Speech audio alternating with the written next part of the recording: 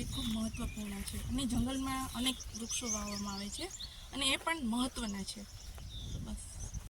મનુષ્ય જીવન માટે વરસાદ માટે જંગલ ખરેખર ખૂબ જ મહત્વનું છે. તેમાં રહેતા વન્ય પ્રાણીઓ પણ ખૂબ મહત્વના છે. જો તમે લોકો જંગલમાં આવો તો ખાસ કરી અને પર્યાવરણનું અને વન્ય પ્રાણીઓનું ખાસ ધ્યાન રાખો અને તેમને કોઈ પણ હાનિ ન પહોંચે તેનું પણ ખાસ ધ્યાન રાખો.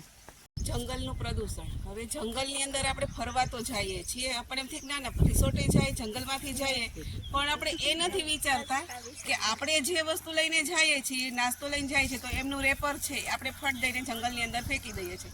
હવે એ જંગલની અંદર ફેંકા પછી જે આપણે સિંહ છે, હરણ છે, એવા બધા પ્રાણીઓ છે એમનું ખાવાનું સમજી અને એ લોકો ખાય છે પછી એ વસ્તુ પાચન થતી નથી, એને હિસાબે એ લોકો માંદા થાય છે અને માંદા થયા પછી આપણે એમ કહીએ છીએ કે જંગલની અંદર પ્રાણીઓ ઓછા થતા જાય છે, પણ એને હિસાબે આપણા હિસાબે જ એ લોકોની વસ્તી ઓછી થાય છે.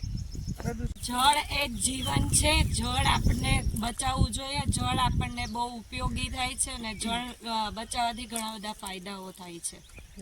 વન્ય જીવ પ્રાણીઓના માટે તો છે જ, પણ સૌથી વધારે વૃક્ષો ઉપર જે મહત્ત્વ છે એ આપણને કોરોના કાળ દરમિયાન ખબર પડી. અને જ્યારે આપણે એની વાત કરીએ છીએ ત્યારે ખબર પડી કે ઓક્સિજનના બાટલાની એટલી કિંમત હતી, પણ આપણા ઘર આંગણે એક વૃક્ષ એક ઓક્સિજનનો બાટલો જ છે. જો દરેક એવું વિચારે કે વૃક્ષો વાવવા જોઈએ તો સારી રીતે આપણું જે એટમોસ્ફિયર છે સારામાં સારું થઈ શકે અને જે ગ્લોબલ વોર્મિંગ અને ક્લાઇમેટ ચેન્જ માટેની જે અત્યારની પરિસ્થિતિ છે એનો 100% આપણે સામનો કરી શકીએ.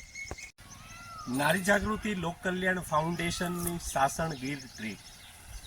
અમારી સંસ્થાનો હેતુ પ્રકૃતિ બચે, પર્યાવરણ બચે, વન્ય જીવન અને માનવ જીવનનો સમન્વય કેવી રીતે થાય, આ પ્રકૃતિનું રક્ષણ કેવી રીતે થાય, પર્યાવરણનું જતન કેવી રીતે થાય, એના ઉદ્દેશ્યો સાથે, એના હેતુઓ સાથે અમારી એક આ ભવ્ય ટૂર અને અમારી સંસ્થાની બહેનો દ્વારા એક લોક જાગૃતિ અભિયાન અંતર્ગત પ્રકૃતિ બચાવો, પર્યાવરણ બચાવો, જળ બચાવો, વન્ય જીવજંતુ, વન્ય પ્રાણીઓ સાથે કેવી રીતે વર્તવું જોઈએ એનો એક શુભ સંદેશ આજે નારી જાગૃતિ લોક કલ્યાણ ફાઉન્ડેશનની તમામ બહેનો દ્વારા આ લોકોને, જે લોકો જંગલમાં આવે છે એન્જોયમેન્ટ કરવા આવે છે, પણ એને એ નથી ખબર અહીંયા પણ વન્ય જીવન છે, આ વૃક્ષ એ પણ પ્રકૃતિ, એ પણ એક જીવ સૃષ્ટિ છે, તો એ નાશ ન પામે.